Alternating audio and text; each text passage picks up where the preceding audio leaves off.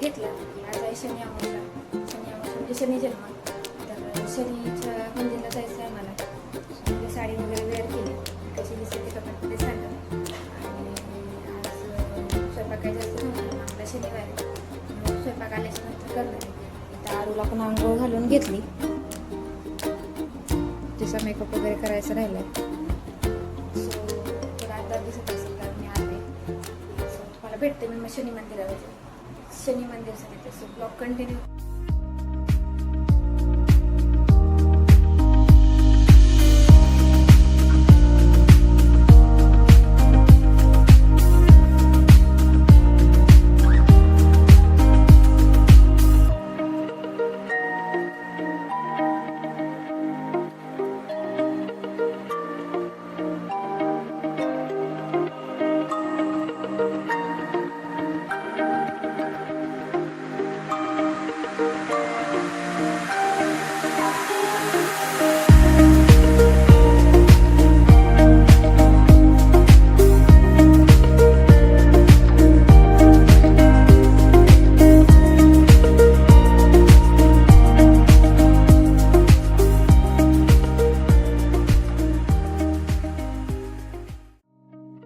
वगैरे छान झाले. आणि पाठीमागचं व्ह्यू बघू शकता.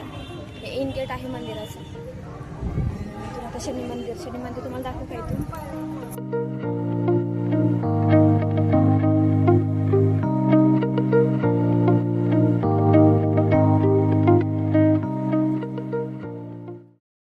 तर इथं जाऊन आले मंदिरला. स्वयंपाक वगैरे केला आणि जेवण केलं.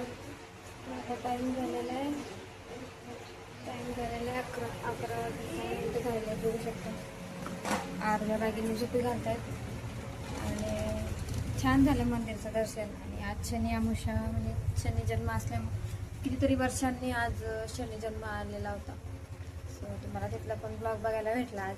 आणि कमेंटमध्ये सांगा आमच्या इथलं बद्रीनाथ मंदिर आणि शनी मंदिर तुम्हाला कसं वाटलं ते कमेंटमध्ये सांगा. आणि छान वाटलं बाहेर जाऊन. आरूसुद्धा छान खेळली, रडली नाही. तिच्या तसं रडत नाही तिनं.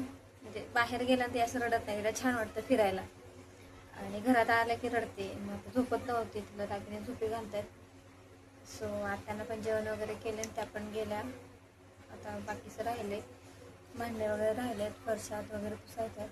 तेवढं करते आणि ब्लॉग नंतर कंटिन्यू करते. So bye. So blog continue करते. आरू झोपलेली आहे म्हणजे मगाशी उठली होती तिनं. रागिनी तिला सकाळी झोपी घालत होत्या. ती काही झोपलीच नाही. आणि आता झोपलेली आहे थोडंसं. आणि माझा ब्लॉग वगैरे एडिट करून घेतला मी. आज ब्लॉग एडिट करायला थोडा वेळच झाला. ब्लॉग एडिट करून घेतला. मामा आले. मामाने आरूला उठवलं. खेळत होते त्यांच्याबरोबर. खेळणं वगैरे झाल्याच्यानंतर आम्ही चहा घेतला. थोडा वेळ खेळल्याच्यानंतर परत झोपली तिने. आता सुद्धा झोपलेली आहे. कूलरचा आवाज येत असेल तुम्हाला. आरू झोपलेली आहे म्हणून मी असं निवांत बसली आहे. कारण ती असल्याच्यानंतर सारखं बाहेर चल म्हणते. झोपली तोपर्यंत म्हटलं दळण पण नव्हतं. पीठ संपलं तर सकाळी लक्षच नाही मला दळण करायचं. दळणसुद्धा करून घेतलं. पीठ दळायला दिलं. आता संध्याकाळी भाकरी भाजी पोळी.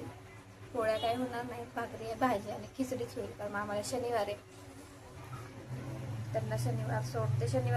8, 8:30 वाजता सोडते. भाजी भाकरी करून घेते.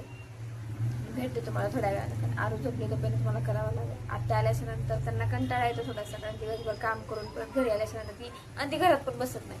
त्यांना सारखं म्हणते चल बाहेर. असं बोलता येत नाही म्हणा तिला. पण ती रडून सांगते बाहेर चल म्हणते. आणि आता तर काय शिकली, नवीनच शिकली. असं जीभ बाहेर काढते आणि असं सारखं जीभ बाहेर काढते हसते. जीभ बाहेर काढते हसते. लेकरांना रोज नवीन काहीतरी शिकतात लहान करून. आता ती झोपलेली आहे. भाजी भाकरी करून घेते. ब्लॉग कंटिन्यू करते. जेवण वगैरे करून घेते. स्वयंपाक मगाशी ब्लॉग अर्धा वाजता सोडला. आणि स्वयंपाक केला. जेवण करून घेतले. आणि दारूला झोपी घालते. 9, 9:30 वाजता आहे. टाईम काही नाही बघितलेला मी. 9:30 वाजते. तर जेवण करून घेतले. आरू ते बघू शकता.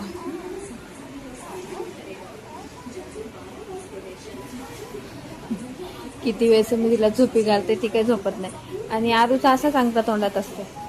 ती बिलकुल तोंडातून अंगठा काढत नाही. तसाच अंगठा तोंडात ठेवून झोपी जाते. तिचा अंगठा झोपतून थोडासा हळूच काढून घ्यायला लागतो. मला भीती वाटते की तिला तशी सवय लागू नये अंगठा झोपायची. तसं म्हणतात तसं तर नाही लागणार म्हणून, पण काय सांगता येते. प्रत्येक बाळांचं सारखं नसतं, वेगवेगळे असतं. झोपी घालायला लागली, मला पण झोप यायला लागली. दुपारी सुद्धा झोप येत होती, पण आधी झोप येत होती. आधी झोपल्याशिवाय मला काही झोपता येणार सुद्धा टी व्ही चालू आहे. कोण कोण ठरलं तर मालिका बघते ते शूटिंग आहे. मालिका रोज असते. दुसऱ्या बघू की न बघू पण हे असते आमच्या साईडला. आरूला झोपी घालते. आणि माझ्या चॅनलवर जर नवीन असाल तर माझ्या चॅनलला लाईक करा, शेअर करा आणि सबस्क्राईब करायला विसरू नका. माझा आजचा ब्लॉग तुम्हाला कसा वाटला ते कमेंटमध्ये नक्की सांगा.